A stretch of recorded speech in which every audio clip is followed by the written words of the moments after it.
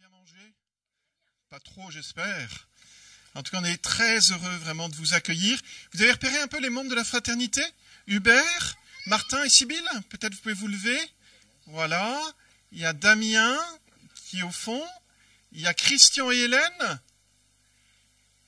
Il y a sœur Clémentine qui n'est pas là ce jour. Et puis, on lui pardonne, c'est qu'elle a des examens cette semaine, donc elle révise ses examens, je crois. Et puis, il y a aussi Véronique et Xavier qui marient leur fils aujourd'hui ou hier. Ils l'ont marié hier. Donc, résultat, c'est une bonne excuse pour ne pas venir. Voilà, on est très heureux de vous accueillir aujourd'hui pour ce premier des 4 dimanches. Pourquoi on est là? Pour sortir d'ici. Vous voyez? Alors, on ne va pas sortir d'ici tout de suite ensemble, mais pour aller dehors, aller au périphérique, comme dit le pape François, et pour aussi obéir à notre évêque. Vous voyez, notre évêque a un vrai désir que dans le diocèse, il y ait chacun de nous, on ait le feu aux fesses, et qu'on ait envie d'aller évangéliser.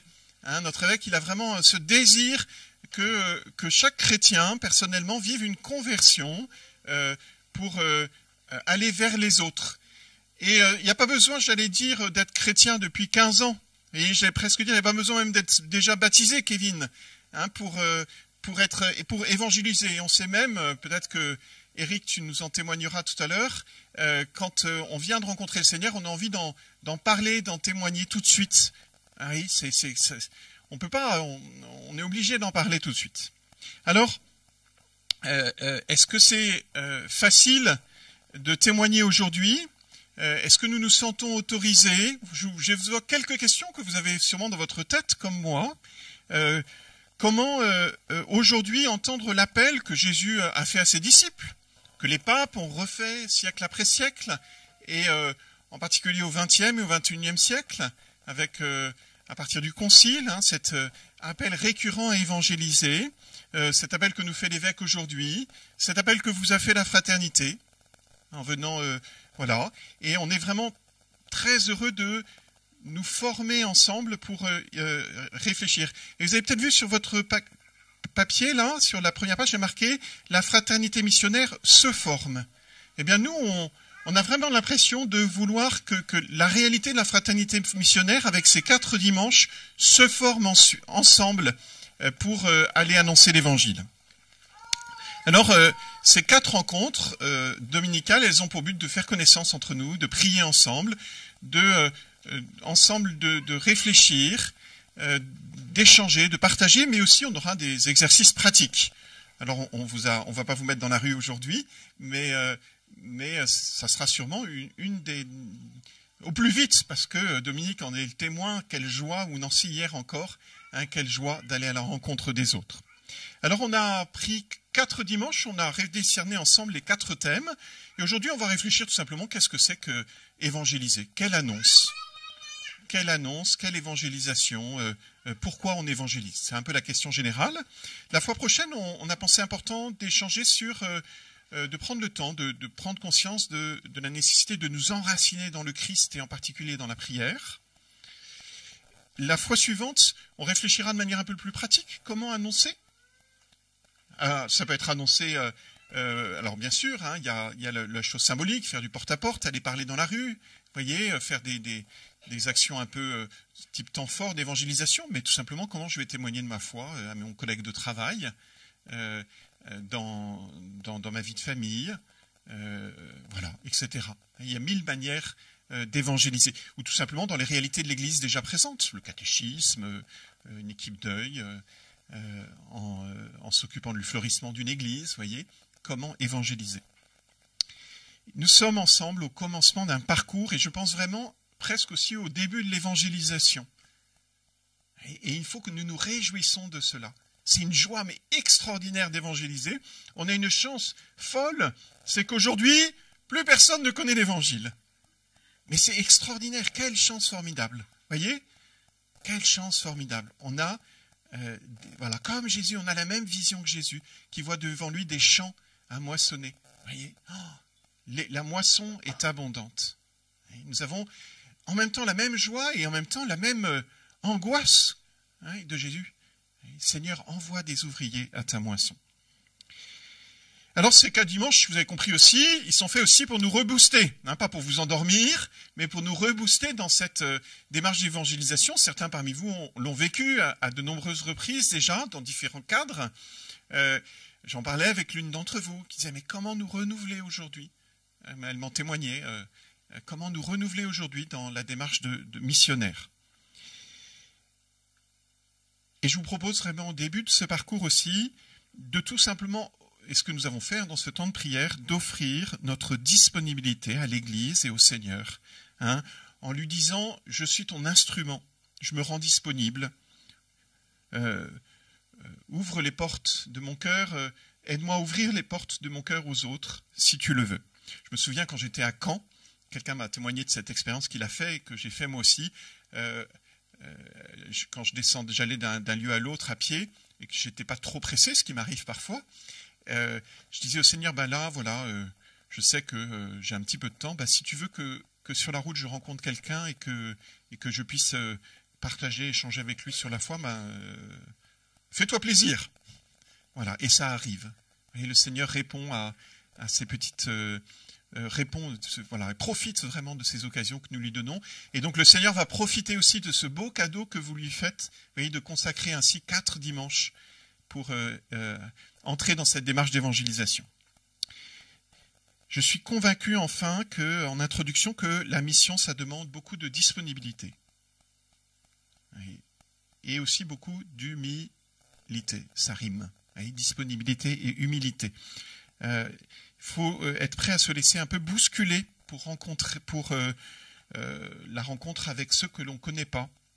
Parce que souvent, avec ceux que l'on ne connaît pas et qui ne connaissent pas l'Évangile. Et les quelques portes que j'ai pu ouvrir cette semaine m'ont invité, encore une fois, à beaucoup d'humilité à nouveau. Alors, je vais parler en 3 temps, normalement, 3 ou 4, je ne sais plus. La première, c'est, on va regarder rapidement, tu ne l'as pas dans ton déroulement, Hubert, donc tu peux laisser le titre encore, c'est quelques textes d'église que je vous partage, que j'ai relus encore 5 ou 6 fois avant aujourd'hui, qui sont merveilleux, des derniers papes, pour nous expliquer ce que c'est que la mission. Qu'est-ce que vous connaissez comme terme pour parler de l'évangélisation? Il y a le mot évangélisation, mission, bonne nouvelle, annonce, kérigme, témoignage, première annonce, nouvelle évangélisation. Il y en a d'autres, mais en vrai, c'est des termes qui circulent beaucoup dans les textes de l'Église ou dans l'enseignement de l'Église aujourd'hui. Alors, il y a des textes dans le Concile, on en parle bien sûr, et puis ça va être développé dans un texte du pape Paul VI qui s'appelle Evangelii Nuntiandi. Et il y a une première affirmation qui est très importante, que dit Paul VI, c'est que révéler Jésus-Christ et son évangile à ceux qui ne le connaissent pas, tel est depuis le matin de la Pentecôte le programme fondamental que l'Église a assumé comme reçu de son fondateur. En gros, la mission principale de l'Église, c'est d'évangéliser. C'est la tête de proue d'un navire, si vous voulez, pour donner une image.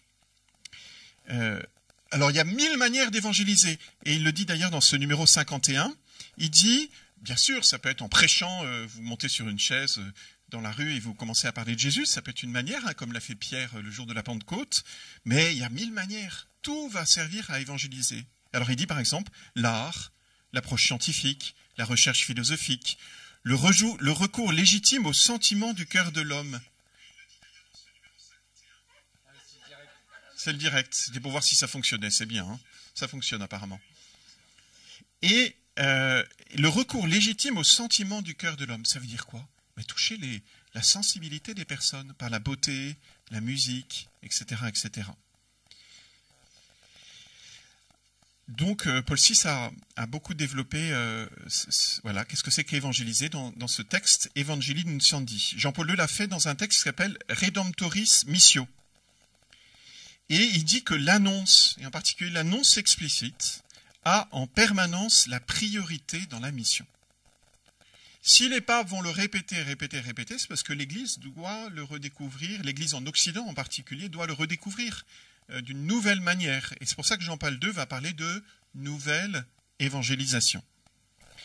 Il dit par exemple à un moment, l'évangélisation contiendra aussi toujours, base, centre et sommet à la fois de son dynamisme, une claire proclamation que, en Jésus-Christ, le salut est offert à tout homme comme don de grâce et miséricorde de Dieu.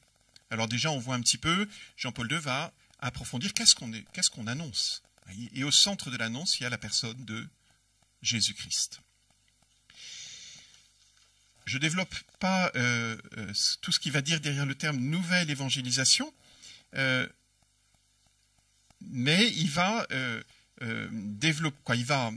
Jean-Paul II va montrer comment cette évangélisation, elle est d'abord essentiellement liée à la proclamation de l'évangile à ceux qui ne connaissent pas Jésus-Christ ou l'ont toujours refusé, mais il va montrer que cette démarche d'évangélisation, elle va être à vivre aussi pour les chrétiens eux-mêmes.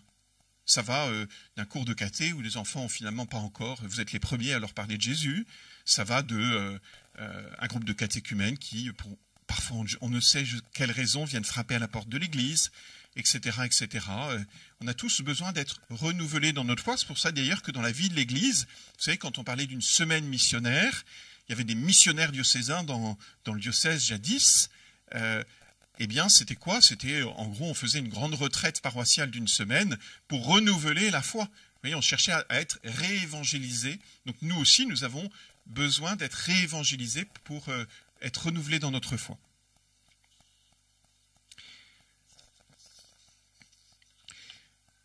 Il y a dans un texte, par exemple, qui s'appelle Catechesis Tradende de Jean-Paul II, un grand développement sur le lien entre la catéchèse et l'évangélisation.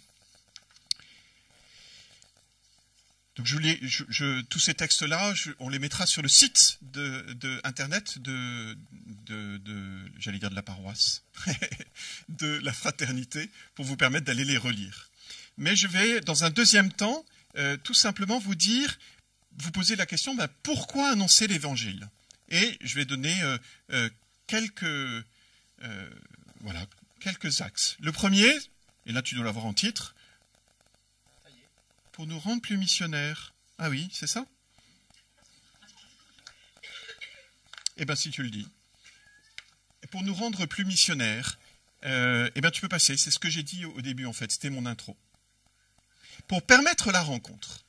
Le premier point, c'est pour permettre la rencontre. Eh bien, moi, j'ai eu la grâce de rencontrer Jésus dans ma vie à un moment de manière très personnelle, parce que un jeune qui avait 2 ans de plus que moi, que j'admirais au lycée, je l'admirais par sa vie de prière, je l'admirais par son sourire et sa délicatesse. Un jour, il m'a dit, tiens, Alexis, je vais à Montmartre samedi prochain, est-ce que ça t'intéresse de venir pour une nuit d'adoration? Et ce jeune en qui j'avais confiance, qu'est-ce que j'ai répondu? Oui. J'ai jamais fait ça de ma vie. Vous voyez, j'étais en seconde. C'était la première fois de ma vie que je quittais un peu la famille. Vous voyez ce que je veux dire? J'étais en internat. Et là, j'ai pris une décision. J'ai dit oui. Et ce oui, vous voyez, ce jeune qui m'a proposé ça,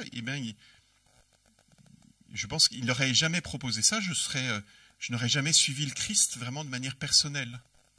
Je n'aurais jamais fait de la foi reçue de mes parents une démarche personnelle. Parce que cette première nuit d'adoration à Montmartre, et puis d'autres qui ont suivi, et puis tout le cheminement, toute la réflexion que je me suis faite ensuite, m'a permis vraiment de rencontrer personnellement Jésus.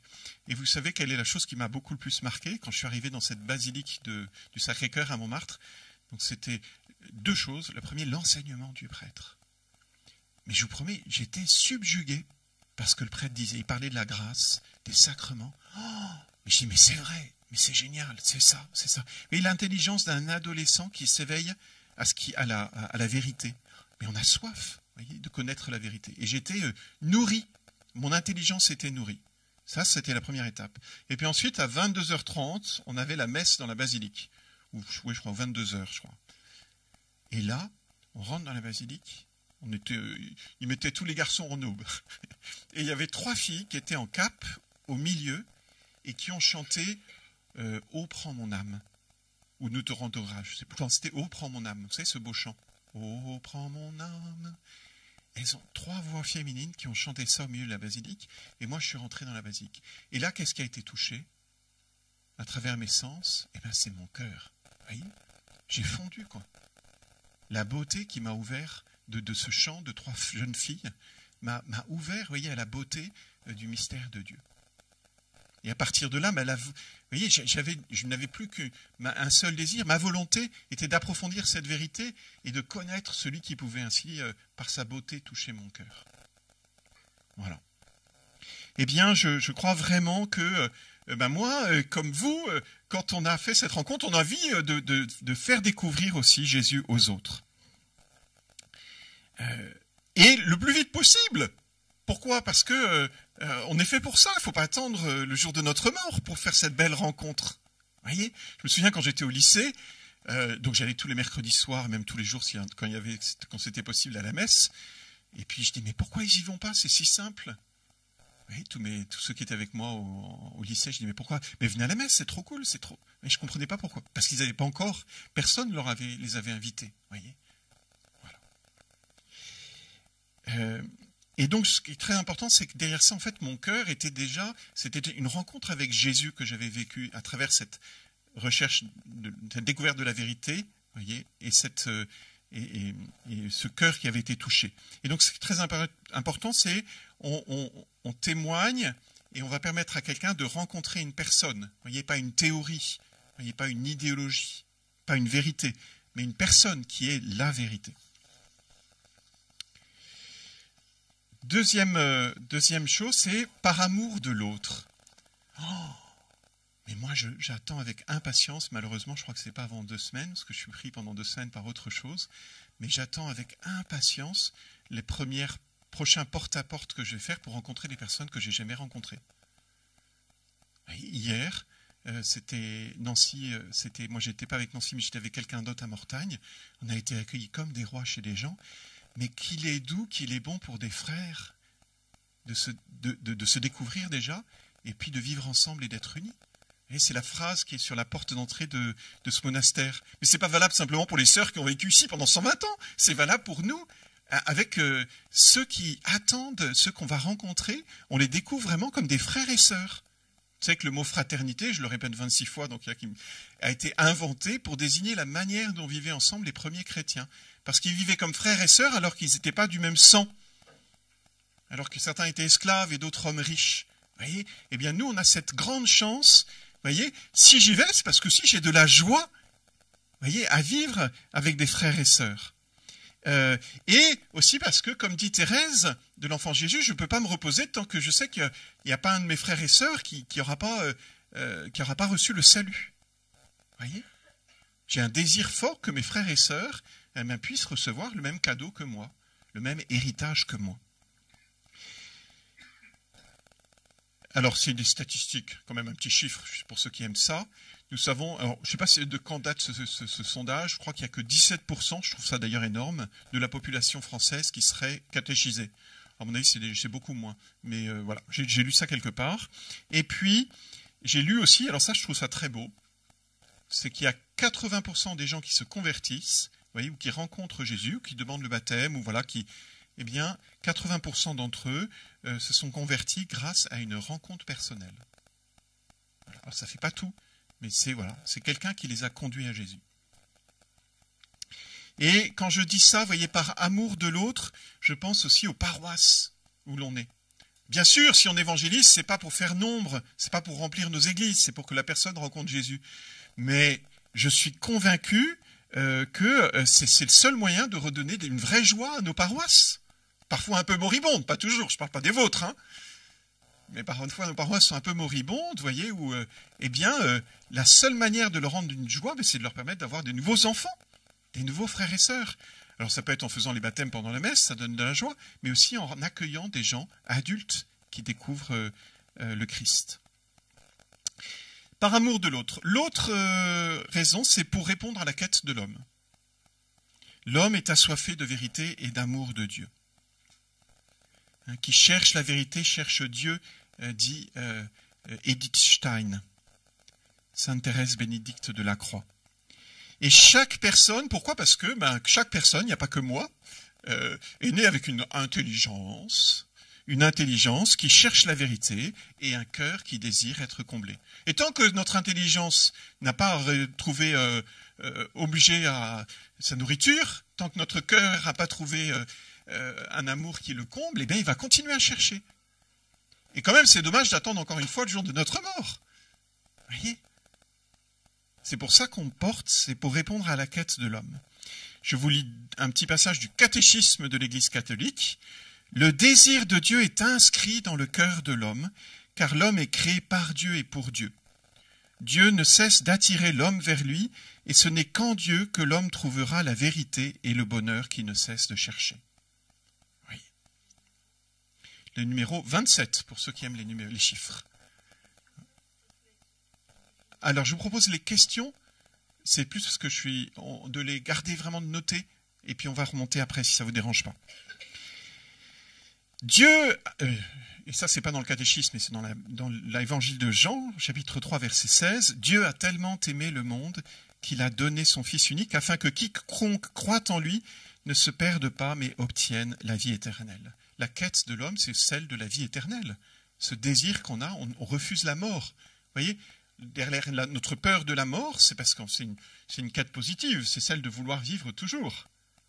Le fait, j'ai visité une dame qui était malade, qui me disait, c'est Dominique, hein, je me demande si c'est pas Pauline qu'on a visité ensemble, hein, qui t'avait dit, ou qui nous a dit, j'ai peur de la mort. Oui, j'ai peur de la mort. Alors elle lui dit, alors elle sait qu'elle ne va plus vivre longtemps, mais nous avons peur de la mort, mais derrière ça, disons-le de manière positive, nous avons envie de vivre pour toujours. Voyez ? Et cette vie éternelle, il faut l'entendre de deux manières.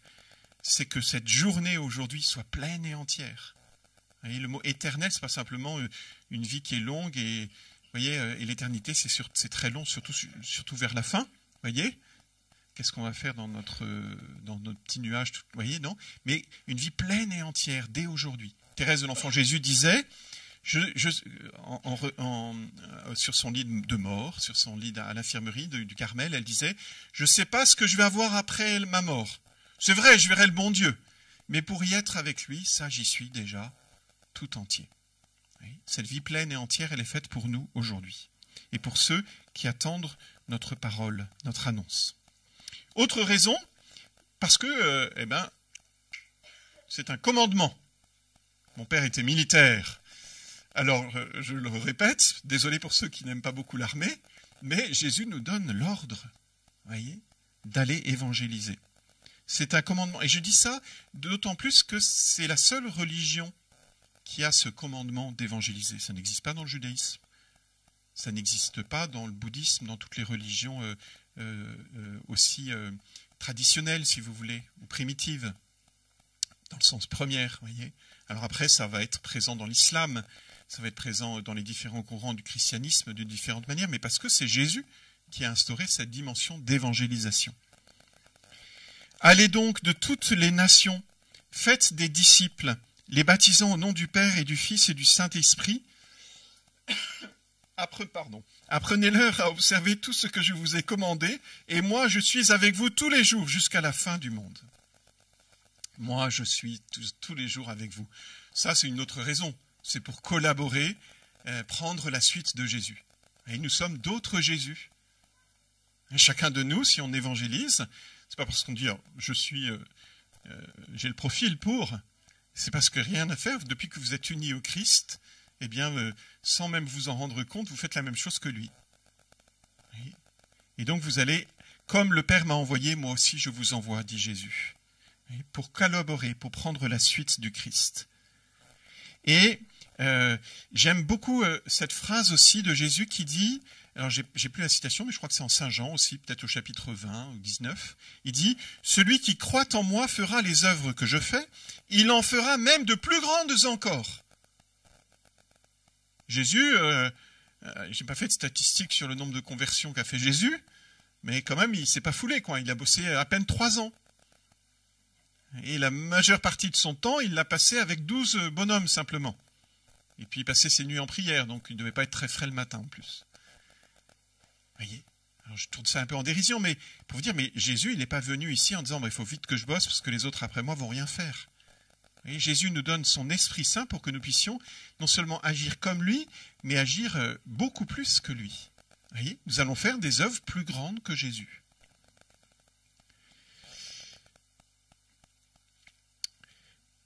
Comme Jésus, comme de simples instruments aussi. Nous sommes, j'aime beaucoup, on a eu cette semaine, je crois, dans une des messes de la semaine, l'évangile du semeur. Voilà, on sème.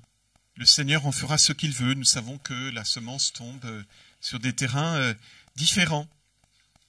On peut reprendre la phrase de Sainte Bernadette. Je ne suis pas chargé de vous le faire croire, je suis chargé de vous le dire. Vous voyez, on le fait, voilà, humblement. Nous annonçons, nous proclamons, nous témoignons aussi, en témoignant de la rencontre que nous avons vécue, Jésus fera le reste. À travers nous. Son Esprit Saint, il n'arrive pas une fois qu'on est parti. Il agit aussi à travers nous. On ne le fait pas tout seul, on le fait avec Jésus. Voyez, c'est pas pour rien qu'on prie hier avec à Mortagne, et cette semaine à Donfrancy, j'ai proposé qu'à chaque fois on prenne une demi-heure ou une heure de prière. Et je pense que c'est d'autant plus important quand nous commençons. Voyez, quand on va vers les autres. Encore plus aussi, vous le vivez aussi, là je parle du porte-à-porte qu'on a vécu cette semaine, mais tout simplement quand dans votre famille, vous savez que vous allez à Noël, vous retrouvez qu'avec des gens qui n'ont pas la foi, ou ceci ou cela, que vos enfants, voilà.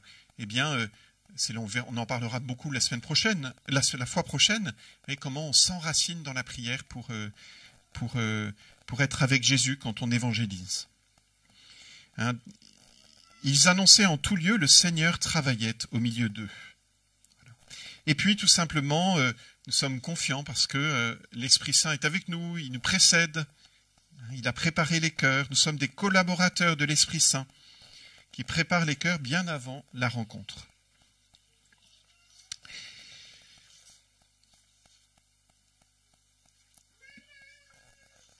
Ça va? Vous dormez pas tous?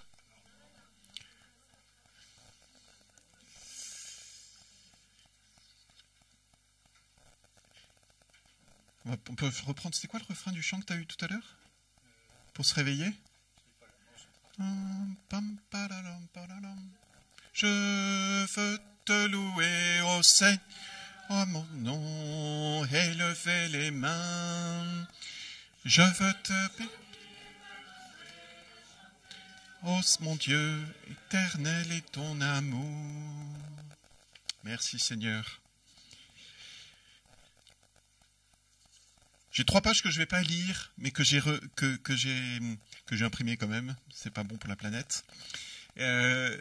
Sur une question qui est importante, qu'on pourra reprendre sous forme de questions-réponses si elle vous taraude. Parce qu'elle est très actuelle, c'est comment, quand nous annonçons l'Évangile, quand nous témoignons, comment nous allons respecter la liberté des personnes. Est-ce que j'ai le droit de témoigner? Est-ce que nous avions le droit, Dominique, d'aller frapper à la porte de la tour HLM? Avec même un peu d'audace, parce qu'on a profité d'avoir une porte ouverte pour aller chez les autres. C'est des vraies questions. Est-ce que, je me souviens à l'armée d'un appelé qui est arrivé, et dès le premier jour, il a commencé à parler de Jésus à tous ceux qui étaient dans sa chambre avec lui. Vous voyez? Est-ce qu'on a le droit de porter une croix quand on a un enfant et qu'on va à l'école? Vous voyez? Dans quelle mesure, pour moi c'est un sujet très d'actualité en France, dans le cadre de la respect soi-disant de la laïcité. Est-ce qu'il faut mettre la religion dans le domaine du privé? Alors, Marx vous dirait oui, parce que c'est le seul moyen pour l'éliminer. Si vous le mettez dans le domaine du privé, il n'y a pas besoin de... Si vous la luttez contre, ça va créer des martyrs et ça va ne faire qu'augmenter la religion, dit Marx. Mais par contre, si vous mettez la religion dans le domaine du privé, elle va mourir d'elle-même. Alors pourquoi nous pouvons dire que nous respectons la liberté des personnes lorsque nous évangélisons? Alors, je ne vais pas l'approfondir parce que c'est un sujet en tant que tel pour le moment, mais j'ai relu avec beaucoup d'intérêt justement un numéro 80 de Evangelii Nunciandi de Paul VI, où il défend cette idée que non seulement c'est respecter la liberté des personnes, mais c'est au nom de la liberté que nous allons les rencontrer. C'est nous qui respectons le mieux leur liberté. Alors c'est pas... mais dans le sens où en suscitant la rencontre, on aide une liberté à choisir la vérité. Voyez, mais on ne la force pas, bien sûr, sinon ça n'aurait pas de sens. Et de toute façon, les gens que nous rencontrons, et je pense dans votre entourage, les gens qui savent que vous avez la foi, ils perçoivent que dans l'Église catholique, il y a un sens de la liberté qui n'existe pas ailleurs, qui est extraordinaire.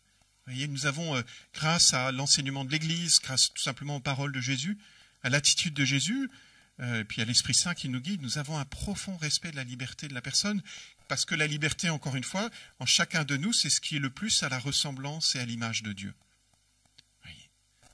Et donc c'est voilà, donc c'est vraiment un sujet très important, mais je vous propose peut-être tout simplement de continuer, de finir les 10 minutes qui nous restent, en vous faisant un commentaire du Fils prodigue. J'ai relu un très beau commentaire du Fils prodigue dans un livre de James Malone. Il y en a qui connaissent James Malone, c'est un prêtre québécois, canadien peut-être, qui réfléchit beaucoup avec d'autres sur les questions de l'évangélisation, qui vient d'écrire un livre qui est très beau, qui s'appelle « Le renouveau au-delà des paroisses ». Et dedans, il fait un très beau commentaire du Fils prodigue qui m'a enthousiasmé et que je vais reprendre avec vous. Alors, vous savez, dans l'Évangile, il y a justement 2 paraboles qui sont souvent repris comme une manifestation de l'attention de Dieu à l'égard de notre humanité. Donc la première, ou la seconde, comme vous voulez, c'est le Fils prodigue, et l'autre, c'est laquelle? Le bon samaritain. Quelqu'un a dit, hein, c'est ça? Le bon samaritain. Et à chaque fois, eh bien, c'est Dieu lui-même derrière ce bon samaritain, c'est Dieu lui-même derrière ce Père miséricordieux, vous voyez, qui vient sauver l'humanité. Et c'est vraiment, quand je dis l'attention de Dieu à l'égard de l'humanité, c'est un bas mot. C'est plutôt l'amour fou de Dieu. Et donc de l'Église, et donc de chacun de nous à l'égard de nos prochains, de notre prochain. Dans le bon samaritain, c'est donc Jésus qui va au secours de l'humanité d'aujourd'hui, qui est blessée au bord du chemin, et donc nous aussi, l'Église qui est son corps. Et puis, ce Fils prodigue, cette parabole du Fils prodigue que vous connaissez, je pense, bien, non? Il n'y a pas besoin de la relire une fois. Cette histoire de ce père qui a 2 fils, hein, le fils cadet, je ne me trompe pas, Père Pascal, qui part en demandant sa part d'héritage, ce qui ne se fait pas, quoi. Hein. Et le père accepte, ce qui est complètement absurde aussi. Il y a plein d'incohérences, voyez, de choses insupportables dans cette parabole, qui le dépense n'importe comment, et puis qui perd tout, et puis qui décide de revenir à la maison plus par désir d'avoir un toit et de quoi manger, en étant pris comme un ouvrier, et puis qui, vous savez, est accueilli les bras grands ouverts par le père. Voilà. Et puis l'attitude du fils aîné qui ne supporte pas ce pardon du père. Et j'aime bien cette parabole parce qu'elle est, me semble-t-il, une belle manière pour nous entraîner dans le dynamisme de l'annonce, dans la situation qui est la nôtre aujourd'hui.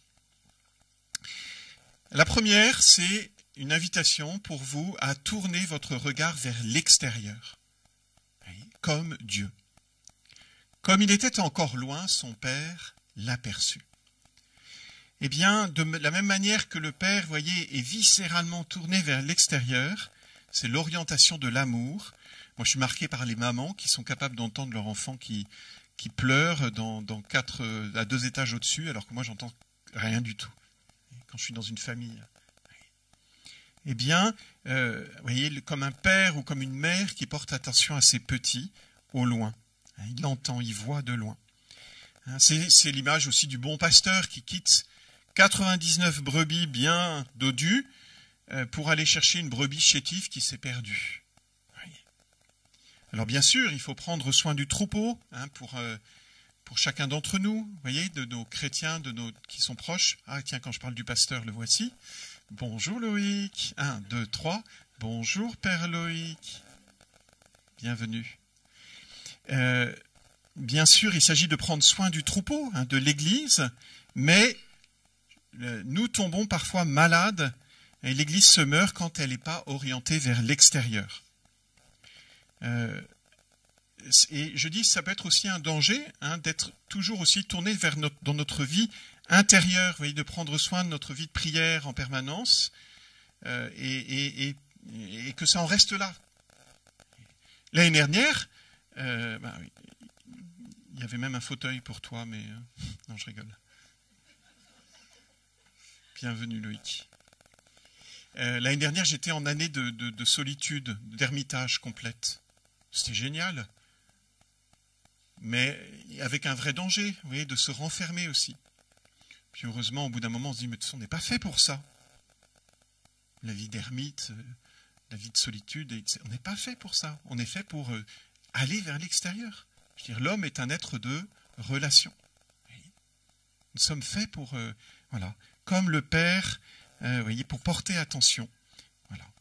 Mais nous savons que, soyons honnêtes, parfois, dans la vie de l'Église en particulier, les difficultés, les questions internes prennent souvent beaucoup de notre attention, pour ne pas dire qu'elles nous épuisent au point de ne plus avoir de force à dépenser pour l'extérieur.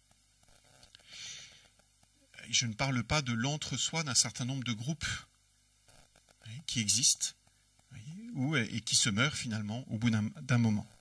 Et je suis le premier à tomber dans le panneau. Hein. Entre prêtres, ça nous arrive d'avoir des conversations malsaines, qui tournent, qui sont enfermées. Ne portez que notre attention sur la critique, sur des jugements, des querelles internes. Alors demandons vraiment, durant ces 4 dimanches, durant cette année aussi pour le diocèse, d'appel à la conversion, à ce que l'Esprit Saint tourne notre tête, notre cœur, nos oreilles, comme les mamans, vers les cris de nos contemporains, vers l'extérieur. Deuxièmement, soyons vigilants. Réveillez-vous. Et comme Dieu. Soyons des veilleurs. Je ne sais plus dans quel livre, quel prophète, Ézéchiel. Soyons des veilleurs. Et la seule façon pour changer, c'est d'être comme le Père, vigilant. Le Père a vu le Fils, mais il l'a vu de loin, de très loin. Dès que le jour se lève, je l'imagine, aller regarder l'horizon, espérer. Ça serait aujourd'hui, il aurait acheté des lunettes de visibilité de nuit, pour rester nuit et jour. Est-ce que nous aussi, on est concentrés, notre première intention est concentrée sur la recherche d'hommes qui reviennent et de femmes qui reviennent à Dieu? Je crois qu'il y a un vrai défi pour nos paroisses, pour nous, le groupe que nous commençons, nous formons ensemble, voyez, d'avoir ensemble cette vigilance. Pas entre nous simplement de nous former, mais dès le départ, vous voyez, qu'on ait un souci de ceux qui viennent de l'extérieur.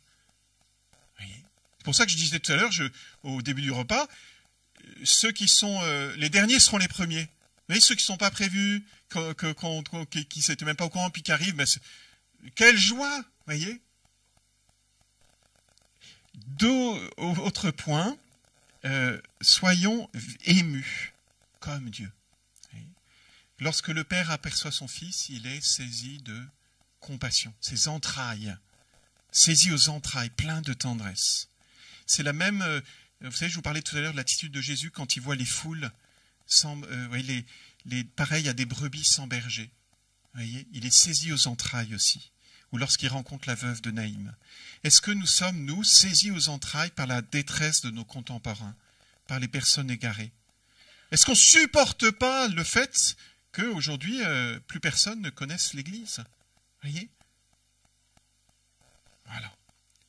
Il n'y a pas de jugement d'ailleurs sur la cause de l'égarement, ou encore moins sur les personnes.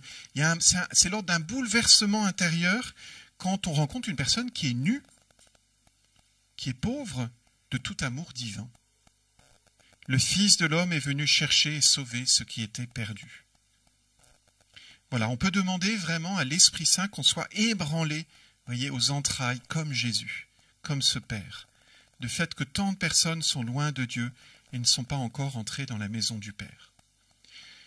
Courons vers nos enfants comme Dieu, même si on en a, comme ce vieux Père, peut-être déjà 70 ou 72 ans. Le Père court vers le Fils. C'est quand même un geste plutôt indigne pour un chef de famille. Je relisais, c'est dans la sacristie de Notre-Dame où il y a une histoire sur les prêtres en soutane qui courent. C'est indigne. Je sais plus, non, c'est là où j'ai vu ça. Ou je sais plus où, c'est pas grave. geste plutôt indigne. Et pourtant, l'Église et nous, est-ce que nous courons vers ceux qui s'avancent vers nous? Ou est-ce qu'on se contente d'ouvrir les portes en espérant qu'ils y rentrent?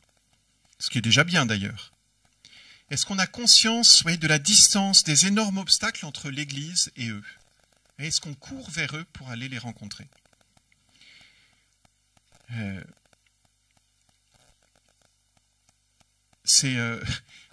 James Malone, il a une image, il dit on est un peu comme des bateaux de pêcheurs. Je suis allé à Dieppe récemment, il y a un port où il y a les bateaux de pêche, et puis il y avait tous les bateaux de pêche qui étaient dans le port, parce qu'il y avait la tempête à l'extérieur. Ils n'étaient pas sortis ce jour-là. Et nous, on est un peu comme nos paroisses, hein. Je dis ça à ma paroisse, à moi aussi. Hein. Ça, c'est pour dire qu'il faut que j'arrête. Eh bien, on est un peu comme des porcs dans le bateau, et on attend que les poissons ils viennent dans le port et qu'ils montent dans le bateau. Vous voyez? Parfois, par mégarde, il y a des poissons qui arrivent dans le port et puis ils sautent dans le bateau. On se demande comment ils sont arrivés là, mais ils sont là. Et non, il faut sortir en mer. Vous voyez? Il faut sortir en mer. Sortez, allez vers les gens. C'est ce que dit le Père Louis qui à chaque fin de messe le dimanche. Vous voyez? Allez. L'Église est appelée à cela. Ne faisons pas de reproches comme Dieu. Le Père n'a aucun reproche à l'égard de son Fils. Vous avez remarqué? Oui, aucun. Et je pense, pour ma part, dans mon ministère de prêtre, je suis très doué pour faire des reproches sans que les gens s'en rendent compte. Oh, quelle joie de vous voir! Vous savez, alors avec un peu d'humour, vous savez que la messe, c'est pas qu'aujourd'hui, mais c'est tous les dimanches. Oui, vous voyez? Quand ils viennent pour la profession de foi de l'enfant, je fais une belle parabole, je me souviens d'avoir écrit une belle parabole, etc. Mais en fait, derrière la parabole, je faisais des reproches aux gens pour dire qu'ils ne venaient pas tous les dimanches. On est très très doué pour faire des reproches. Vous voyez? Ou pour dire, bah oui, bon, il revient vers Dieu, mais il faut quand même qu'il change, qu'il arrête de faire ceci ou de faire cela. Mais non! Est-ce que vous voyez le moindre reproche à l'égard de ce fils prodigue? Mais rien du tout. L'amour authentique n'entretient aucune rancune, nous dira saint Paul. Le cœur du Père est pur amour. Et on doit nous s'efforcer d'être une Église qui ne fait pas de reproches aux pécheurs en quête de pardon. La conversion, mais c'est lui, ça viendra après. Regardez, même saint Paul, il a gardé d'ailleurs ses défauts jusqu'à la fin, certains. Ne faisons pas de reproches. Ayons le sens de l'urgence. Comme Dieu. Vous voyez, qu'est-ce que fait? Le Père, il ordonne à ses serviteurs, vite, vite, apportez-lui une bague, tuez le veau gras, mettez la table, etc. Vous voyez, le Père, il s'excite. Vous voyez? C'est urgent de l'accueillir. Il faut vraiment tout faire pour que ça soit au top. Une robe, etc.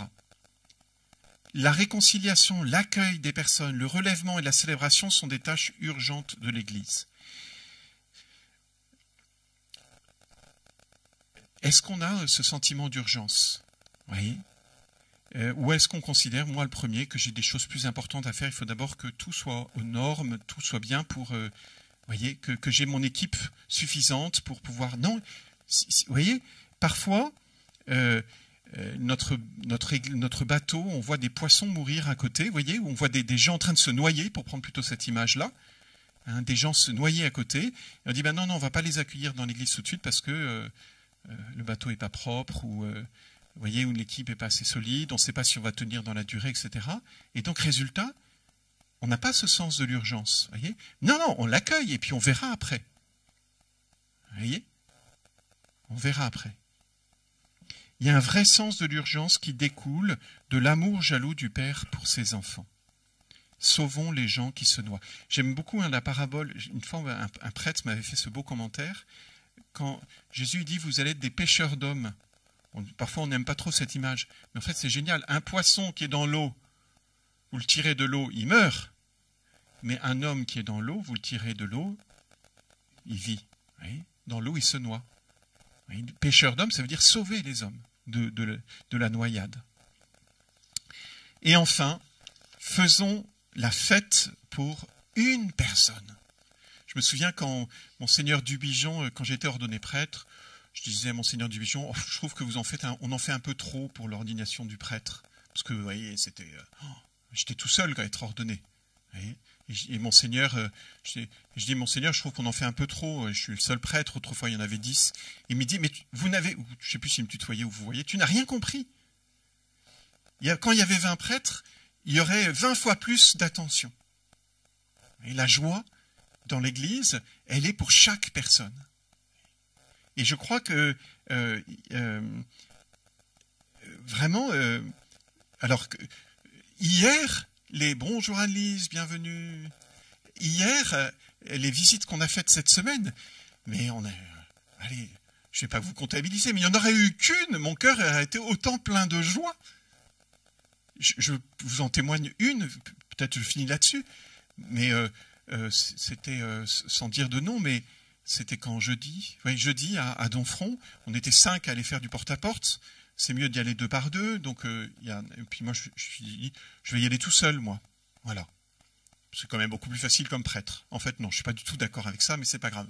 On en reparlera quand on verra comment évangéliser. Et j'y vais tout seul, je monte dans un immeuble, je sonne 1, 2, 3, 4, 5 portes, personne ne m'ouvre. J'avais demandé dans ma prière le matin, c'était la conversion de Saint Paul. J'avais dit au Seigneur, donne-moi un petit signe quand même, si tu me faisais un petit cadeau, je ne serais pas contre. Et puis donc